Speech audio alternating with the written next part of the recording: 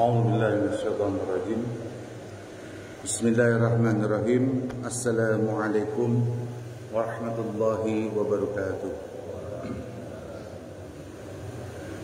Innal hamdalillah nahmaduhu wa nasta'inuhu wa nastaghfiruh wa na'udzu billahi min shururi anfusina wa min sayyiati a'malina.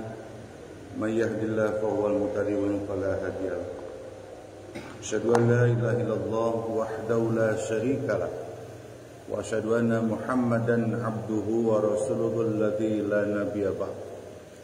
Allahumma shalli wa sallim wa barik ala Rasulillah Sayyidina Muhammadin wa ala alihi wa sahbihi wa barak wa sallim. Rabbi shrah li sadri wa yassir li amri wahlul 'uqdatam min lisani yafqahu qawli. Rabbi zidna ilman warzuqna fahman.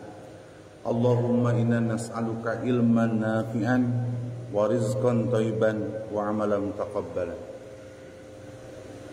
La ilaha illallah wahdahu la syarika lah, lahul mulku wa lahul hamdu wa huwa ala kulli syai'in qadir. Raditu billahi rabbah wa bil islami dina wa bi Muhammadin sallallahu alaihi wasallam nabiyya wa rasulah. Subhanallah wa bihamdihi astaghfirullah wa atubu ilaih. Alhamdulillah, segala puji hanya milik Allah. Pada pagi hari ini Allah berikan nikmat, Allah berikan karunia kepada kita semua. Terutama nikmatnya kita bisa hadir di rangkaian ibadah yang diperintahkan oleh Allah Subhanahu wa taala. Ini nikmat terbesar, hadirin. Kita bisa hadir di masjid berjamaah, zikir, lalu mendengarkan apa yang disampaikan oleh Allah dan Rasulnya.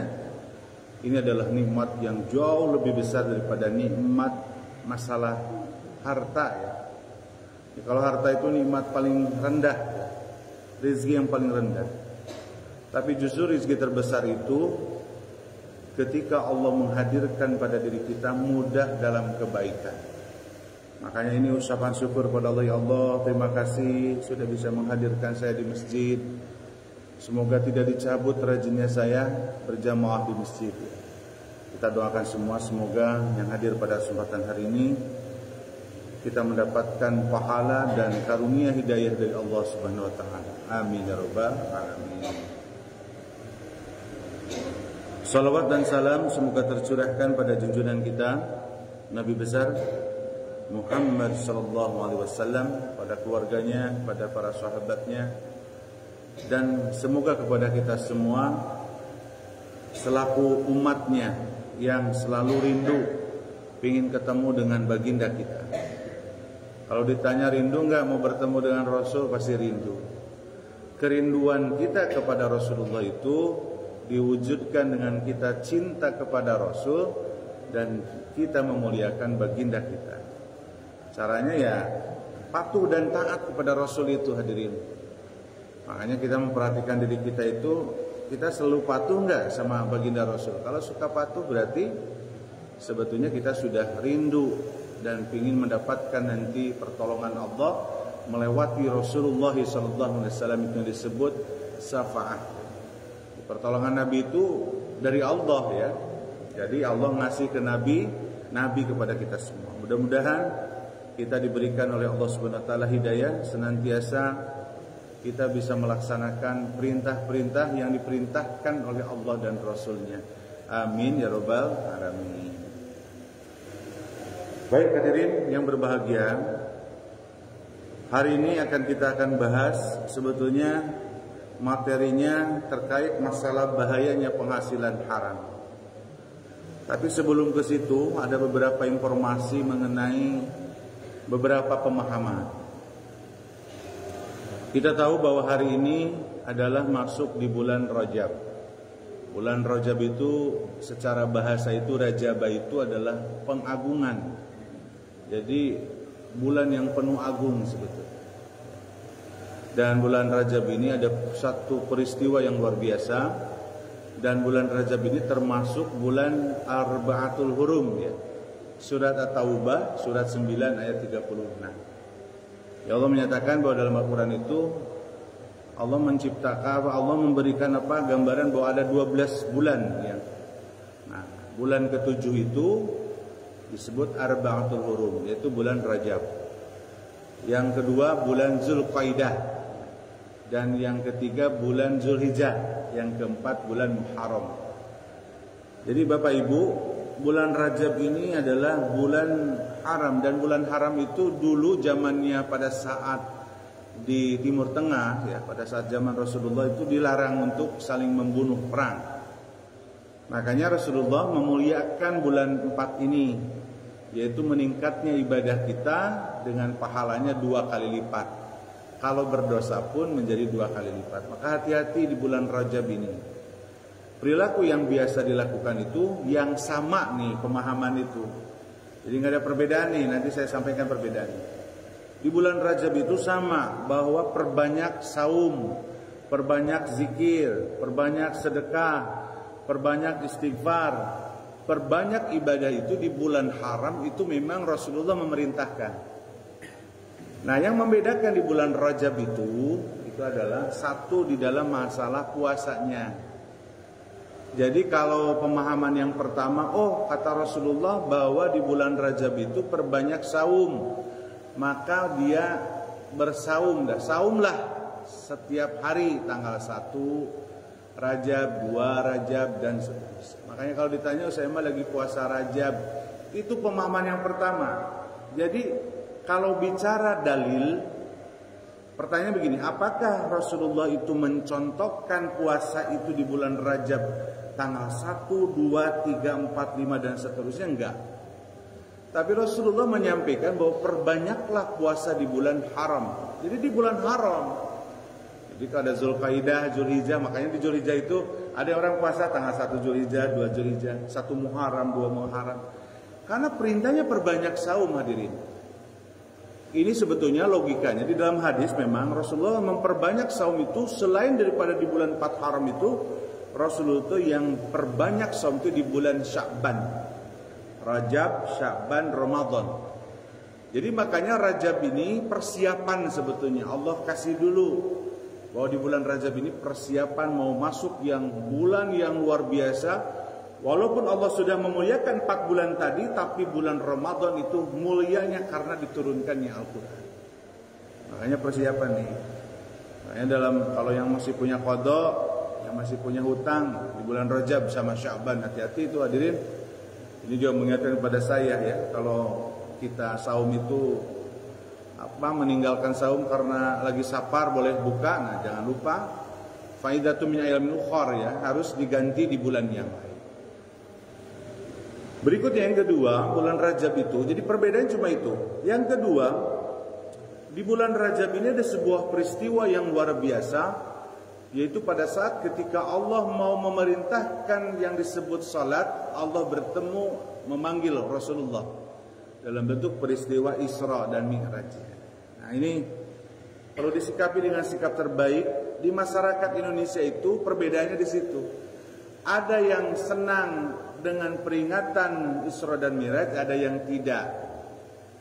Jadi gini hadirin, saya akan membahas kenapa kok orang itu tidak melakukan peringatan itu. Kita jangan jadi benci kepada hambanya, karena mereka itu dalam prinsip ibadahnya itu adalah bagaimana ketika Rasulullah tidak melakukan itu.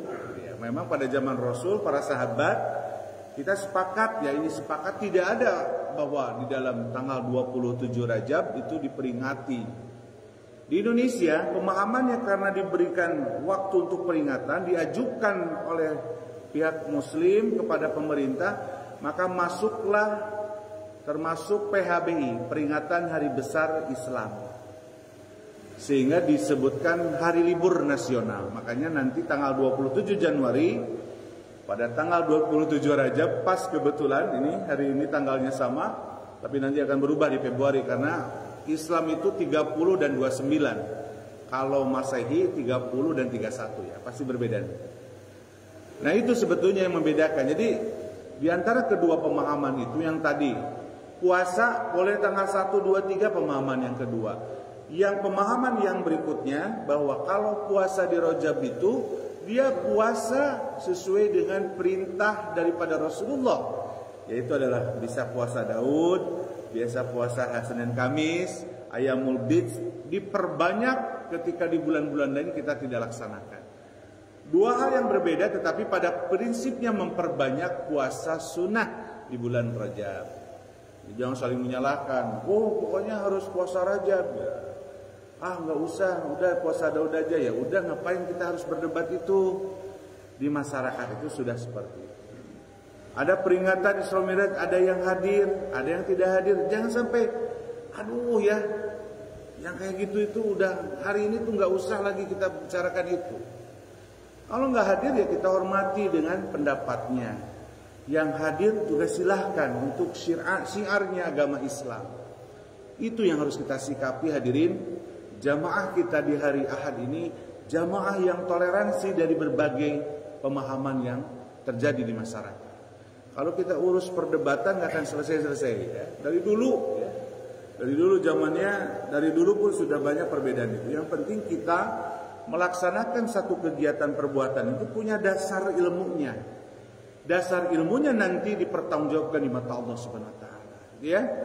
Di bulan Rajab, bulan haram, bulan dimuliakan Allah Subhanahu wa taala, perbanyak saum, perbanyak zikir, perbanyak sedekah, berbanyak ibadah karena pahalanya 2 kali lipat. Ini dalil Rasulullah. Sepakat tidak ada perbedaan.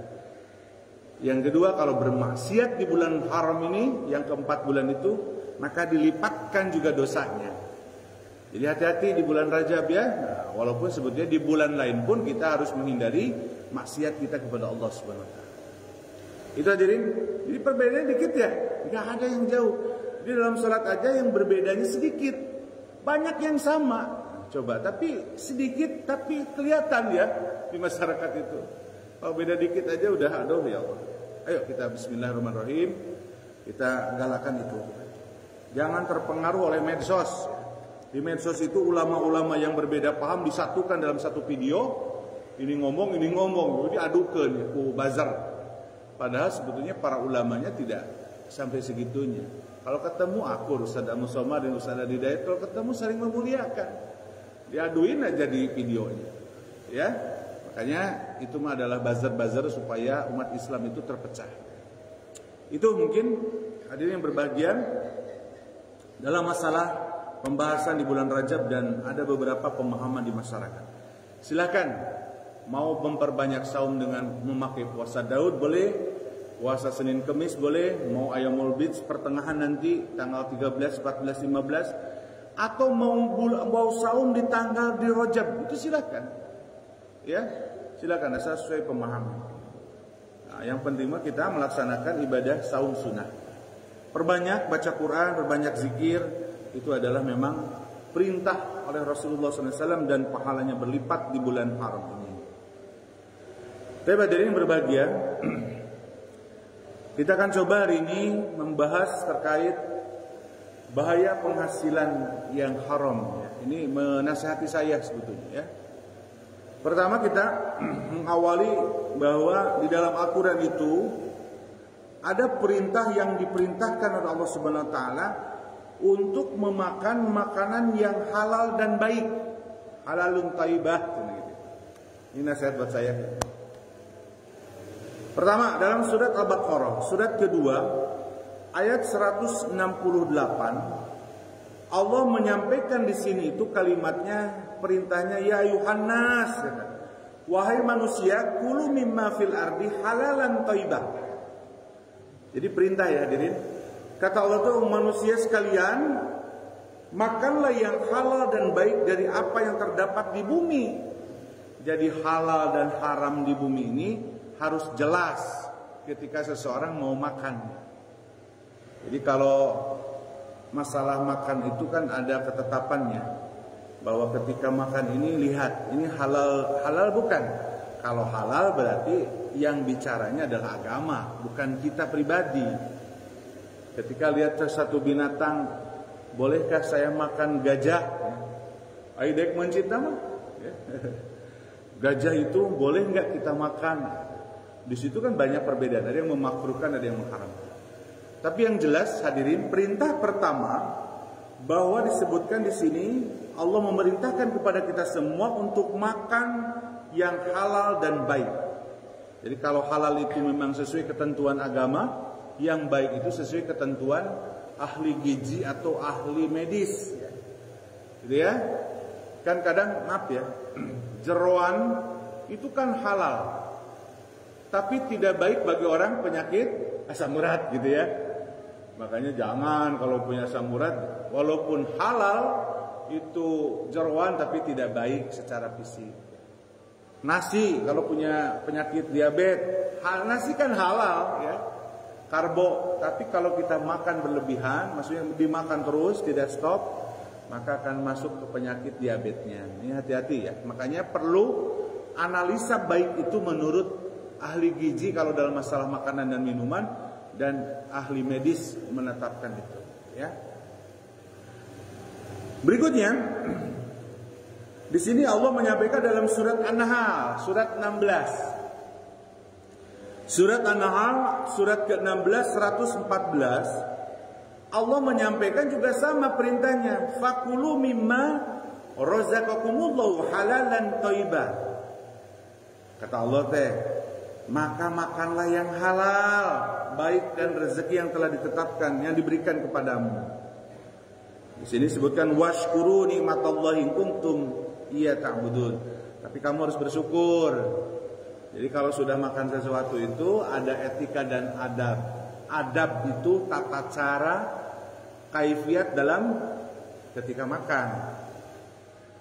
Jadi kalau makan itu ada ketetapannya, mengucapkan bismillah atau pakai doa Allahumma barik lana. Setelah selesai harus alhamdulillah minimal. Kalau mau pakai alhamdulillah yang lain yang panjang. Di sini Allah mengatakan washkuru nikmatallah, dan kamu harus bersyukur apa yang Allah berikan kepada kita semua, ya.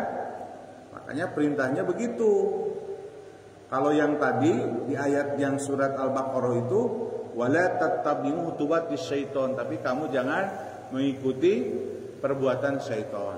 Kalau perbuatan syaitan diikuti, hadirin, apa yang terjadi?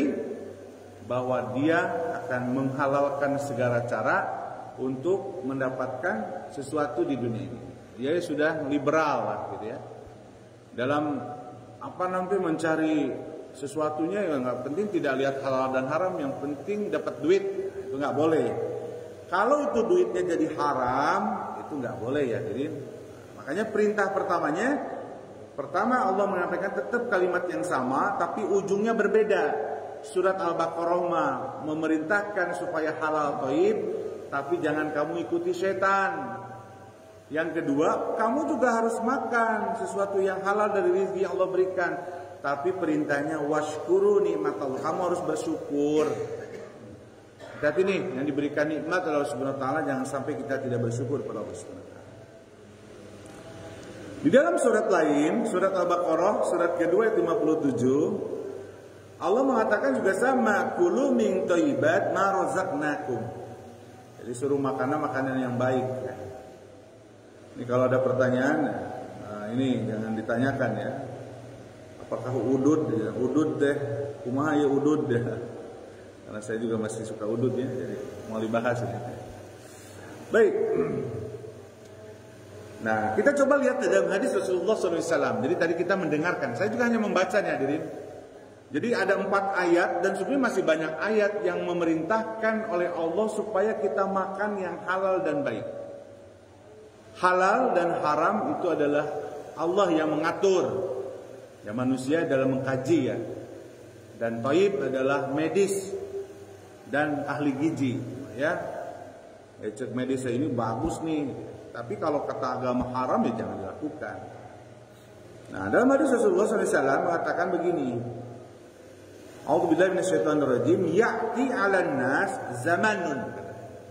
Akan datang kepada manusia satu zaman di mana seseorang itu sudah tidak peduli apa yang dia ambil. Jadi udah enggak peduli. Kata Rasulullah, ada zaman di mana orang itu mengambil rezeki itu sudah tidak peduli lagi. Di sini disebutkan akhadha minal halal wa minal haram. Jadi sudah tidak lagi melihat hasil itu apakah halal dan haram. Ini sekarang sudah banyak terjadi, orang itu yang penting dapat duit, dapat fulus, ya. Itu mau halal, mau haram, mau zolim atau tidak zolim, yang penting kita dapat duit. Yang penting ibu mah ujungnya dapat duit, apapun pekerjaan suami yang penting ada duit, kan gitu ya. Makanya kan tidak pernah ditanyakan oleh istri ketika suaminya bawa duit ya. Betul ya? Dan biasanya perempuan itu kalah dengan duit. Suaminya bawa duit banyak, maka aku sayang sama abang, gitu ya. Nah, sekarang medsosnya begitu, betul? Kalau duitnya banyak, perempuannya, wah, makanya katanya kalau ada perempuan yang sakit, tempel aja sama Pak Soekarno ya. Warna merah tempelin aja, segepok aja. Sembuh tuh sakitnya.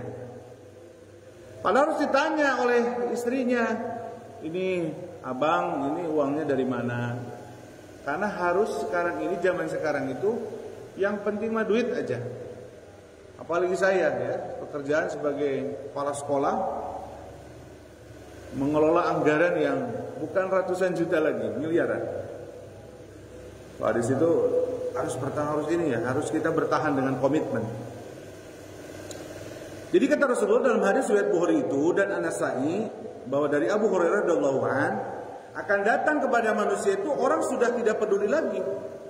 Sekarang banyak yang nyari uang itu gampang ya. Dulu waktu zamannya trading itu luar biasa ya, 10% investasi uang. 10 juta dapat 1 juta. Kalau investasi 100 juta tiap bulan dapat 10 juta. Dia hanya duduk manis di rumah pakai robot. Wah, trading. Ada ATG, Auto Trading God. Penjualan emas, nilai emas aja yang dijual. Bukan emasnya, barang konkretnya nggak ada nilainya. Wah, pakai robot ya, nanti dapat masuk ke rekening. Ujungnya kan ketangkap, ujungnya bangkrut semua. Betul ya, kemarin itu. Karena orang tuh sudah berpikir bahwa bagaimana dapat duit banyak. Nah, ini zamannya sekarang sudah kelihatan. Ya, makanya hati-hati dalam sepatu. Nah, sekarang yang harus kita melihat seperti ini, Rasulullah mengajarkan kepada kita itu doa yang dimana doa ini harus kita hadirkan setiap hari di pagi hari. Nah, ini di pagi hari, di siang hari, di malam hari ya. Apalagi bekerjanya sampai ada yang sampai malam, ya, ngupload. Ya. Oh, Pak RT namanya. Sampai malam pekerjaannya, udah shiftnya seperti itu. Rasulullah SAW dalam hadis riwayat di sini sebutkan riwayat Ibnu Majah, doa ini setiap di Rasulullah membacakan doa ini, dan ini doanya itu jangan disepelekan. Ini sebagai zikir pagi, di zikir pagi dan zikir sore itu harus diucapkan ini, doa ini. Bahkan setelah sholat itu bagus dibacakan. Rasulullah mengatakan doa ini untuk salah satunya adalah meminta rezeki yang baik. Nah, kalimatnya Allahumma inni as'aluka ilman nafi'an. Jadi meminta ilmu yang bermanfaat. Wa rizqan thayyiban, rezeki yang baik. Wa amalan taqabbalan, itu adalah amal yang diterima oleh Allah Subhanahu wa taala. Jadi ini doa ini sudah populer lah. Makanya kalau ada yang jadi imam jangan lupa tuh doanya. Itu kan perintah Rasulullah. Kalau taat sama Rasul, bacakan doa itu. Ya Allah, minta ilmu yang bermanfaat, rizki yang baik, rizki yang thayyib, dan amalan yang diterima Allah SWT. Ini doa ini menjadi silahul mukmin, senjatanya kita kepada Allah, supaya Allah ngasih rizki yang halal kepada kita, dan halal dan thayyib. Perlu disikapi hadirin yang berbahagia. Kalimatnya begini, ini akidah ya, harus diterima dengan iman. Ketika Allah menetapkan rizki kepada satu hamba, contoh si A, cek Allah teh, A, kamu rizkinya 10 juta selama hidupnya. Sebelum 10 juta itu habis kepada si A dikasih, maka si A ini nggak akan dulu meninggal. Ini kan nggak tahu ya 10 jutanya, ini mah contoh. Tapi ada kalimat ini hadirin, harus yakin ini. Kalau nggak yakin nanti nggak dapet tuh. Ya. Kata Allah itu, kata Rasulullah ini mah, 10 juta yang diberikan jatah oleh Allah itu maka itu mau kamu ambil mau haram, mau kamu ambil dari halal, tetap jatahnya kamu 10 juta. Bahkan dalam hadis Rasulullah mengatakan bahwa ketika seseorang jatahnya 10 juta lalu dia ngambil dengan cara yang haram, maka jatah yang halalnya dibawa oleh jatah yang haram. Contoh, genep juta, nah kan tadi 10 juta jatahnya, genep juta, nah pakai yang haram, ya. Pakai riba lah, pakai nanti kita bahas masalah itu. Cek Allah teh maneh sing make jatah yang haram tetap 10 juta maneh mah jatahnya gitu. Jadi ngapain kita coba nyari yang haram kalau kalimatnya sudah seperti itu? Tetap kamu akan dapat 10 juta dengan yang halal, carilah yang halal. Kan pasti 10 juta. Kalaupun nanti pakai yang haram tetap saja 10 juta jatah kita itu. Ini harus yakin nih. Kalau nggak yakin ya kita pasti kegoyah. Makanya tadi wala tattabi'u khutuwatis syaiton. Di dalam surat Al-Baqarah, jangan kamu ikuti syaitan. Orang nggak sabar kita tuh ya, pinginnya cepet-cepet aja. Cepet aja duitnya, pinginnya golontor. Taunya nanti di ujungnya sedikit rezekinya. Makanya itu yang harus kita yakini, hadirin yang berbahagia, ya. Jadi sering doa itu. Allahumma inna nas'aluka ilman nafi'an wa rizqan thayyiban wa amalan mutaqabbalan. Hafal ya, itu mah sudah doanya sudah populer Pak, insyaallah. Nah, yang sekarang kita akan coba rezeki kita itu akan menjadi haram kalau di dalamnya itu ya, pertama adanya riba. Adanya goror, spekulasi dan riba. Yang kedua ada kezaliman. Yang ketiga ada barang yang haram, dalam menjual barang yang haram atau sistem yang haram, ya. Seperti multi level marketing, banyak ulama mengharamkan sistem bisnisnya, ya. Karena ada goror di situ. Terus ada perilaku yang haram. Jadi tadi sistem yang haram, perilaku yang haram. Jadi banyak orang nyari duit itu dengan memakai judi, ya. Kan pingin judi ya. Dengan hasil judi kan haram. Sekarang kan pinjol riba ya, apa judi online ya. Nah, makanya Ustadz siapa? Kokok ya, yang Cina itu yang dulu mantan itu ya. Jadi dia ngomong bandar aja yang pasti menang itu. Cuma sekali-sekali dikasih menang supaya semangat lagi itu. Padahal sebetulnya tetap aja sistemnya nggak akan menang itu judi online itu. Makanya dari perilaku aja itu judi, mencuri dan sebagainya. Nah, sekarang kita coba urut ya. Di dalam transaksi perniagaan atau jual beli yang dilarang, yang pertama adalah jika akad jual beli itu menyulitkan di dalam ibadah, misalnya mengambil waktunya sholat, itu haram hukumnya hadirin. Ini kecuali orang-orang yang sapar ya. Kalau di sapar itu boleh transaksi. Makanya di Arab, yang sudah ke Arab nih, ya Abu Haji yang lama jadi haji, yang umroh banyak di sini yang sudah hadir. Itu ketika azan berkumandang, toko itu tutup, betul ya di Mekah. Karena memang nggak boleh transaksi pada saat ketika azan berkumandang. Ini dalilnya memang umum di dalam surat Al-Jumu'ah ketika perintah dalam masalah sholat Jumat. Kalimatnya fas'au ila, maka kamu bersegera. Ditutup makanya Allah menyampaikan ya alladzina amanu idza nudiya lis-sholati min yaumil jum'ah fas'au ila dzikrillah wa darul bai, tinggalkanlah jual beli. Ai warung manu hanya mikirnya untung mah hayu we ya. Keur azan ge gitu. Padahal harus tutup, bagus itu. Persis di Makkah dan Madinah itu sudah dicontohkan oleh para mereka masyarakat bahwa dia meninggalkan jual beli, meninggalkan pekerjaan untuk memenuhi panggilan Allah Subhanahu wa taala dalam waktu salat.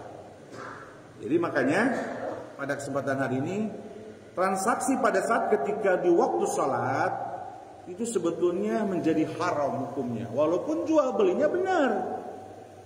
Ya. Nu benernya itu pada saat waktu salat pas wadarul bai, tinggalkanlah jual beli. Nah, transaksinya seperti itu. Apalagi di instansi ya. Mun rapat teh azan berkumandang hayu we terus ya. Betul ya? Dinten situ. Kecuali kalau bosnya tahu bahwa sholat itu harus dipenuhi, bukan didengarkan. Kadang kan gini, lagi sedang mimpin, ada azan berkumandang, apa kalimatnya? Sebentar kita dengarkan dulu azannya. Betul, bagus, itu sudah menghormati. Tapi nu bagus mah pimpinan bos itu, kita tutup dulu rapat ini, sholat berjamaah dulu. Setelah itu lanjutkan rapat. Tapi kadang suka tanggung ya. Kita sedikit lagi pembahasan, sudahlah sebentar lah, setengah jam nambah, nanti setengah satu kita mulai sholat zuhur ya, seperti itu. Ya namanya juga manusia kan begitu, ngatur-ngatur sendiri. Tapi dalam konteks ini haram hukumnya sebetulnya hadirin tidak memenuhi perintah Allah, karena perintah Allah itu adalah fas'au ila dzikrillah wa dzarul bai', segera untuk zikir kepada Allah dan tinggalkan jual beli. Makanya pada saat waktu Jumat spesialisasi ini ayat untuk Jumat. Jumat itu jangan ditunggu, apalagi ditunggunya itu jam 12 punya. Jumatan teh pada ya setengah 12-nya, ada kan 12 kurang 15 ya. Makanya tinggalkanlah pada saat hari Jumat itu untuk melaksanakan ibadah Jumat. Ya, itu ya. Makanya saya di sekolah itu hadirin, kalau mau waktu sholat itu selalu diumumkan 10 menit sebelum zuhur sudah ada pengumuman di speaker dan sudah diumumkan di grup guru. Hari ini Senin tanggal sekian. Waktu zuhur jam 11.45. Semua guru menghimbau kepada siswa 10 menit sebelum 11.45 sudah berhenti pembelajaran dan segera ke masjid. Coba dilihat di SMK 2 begitu. Diumumkan di dalam grup, lalu disebar, ada tanggung jawabnya. Saya aja sebagai kepala sekolah punya tanggung jawab 2 kelas. Jadi kalau saya udah wudu, saya ke kelas 2 itu. Datang, ayo nak kita salat berjamaah. Ke kelas yang satu ini, ayo ikuti bapak. Semua ikut, jadi berjamaah. Nah, itu mengembangkan seperti itu. Itu ya, hadirin yang berbahagia. Makanya Allah mengatakan di sini di dalam surat As-Saffat ya. Allah mengatakan begini, A'udzubillahi minasyaitonirrajim. Ya ayyuhalladzina amanu hal adullukum ala tijarah tunjikum min adzabin alim. Wahai orang beriman, katanya, sukakah aku tunjukkan perniagaan yang dapat menyelamatkanmu dari azab Allah, yang selalu untung, gak pernah rugi, yaitu adalah mereka beriman kepada Allah, beriman kepada Rasulullah, dan berjihad atau watujahiduna fi sabilillah. Dia bersungguh-sungguh di jalan Allah dengan hartanya, dengan dirinya. Nah, jadi dalam urusan dunia ini harus begitu, harus sungguh-sungguh. Makanya Allah mengatakan dalam surat ini, surat apa namanya? Surat As-Saff ya. Surat 61 itu Allah tunjukkan bahwa perniagaan itu yang baik itu yang dia adalah yang mereka berniaga jual beli dengan Allah. Kalau jual beli dengan Allah mah nggak pernah rugi. Kalau jual beli sama manusia kadang untung, kadang rugi. Kalau kepada Allah itu, ya itu tidak akan pernah rugi.